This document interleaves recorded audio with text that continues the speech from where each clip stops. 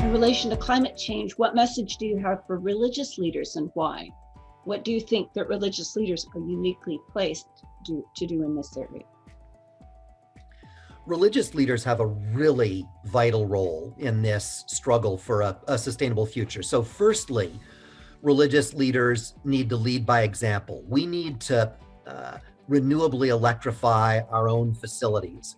We need to understand our own faiths and spiritualities and our own morality with the earth as part of the moral universe that we're deeply committed to.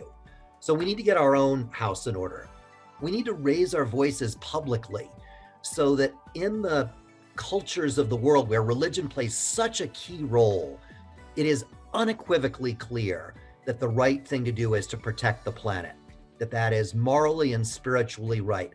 And that needs to take very specific forms. The Green Faith International Network has recently released 10 demands for world leaders based on inputs from grassroots people of faith around the world. And these demands call for things like no new fossil fuel infrastructure, no more bank financing for fossil fuel infrastructure and industrial agriculture, a commitment to 100% renewable energy for all people, particularly the 800 plus million people who lack access to modern forms of energy, an end to tropical deforestation, the protection of the rights of indigenous peoples, and so on.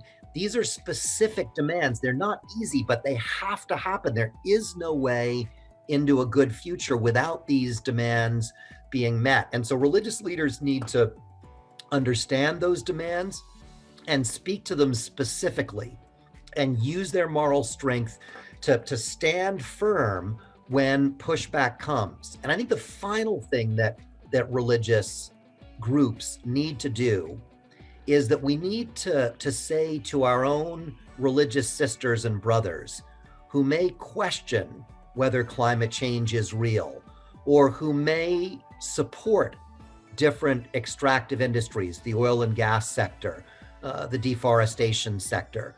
We need to say to our sisters and brothers that must stop, that is a sin, a wrongdoing against God, against God's good earth, and against God's precious people. And I think that we as religious leaders are the only ones who can take on those often loud and powerful religious voices that, if we're honest, represent a very substantial part of the threat that we face in terms of climate change.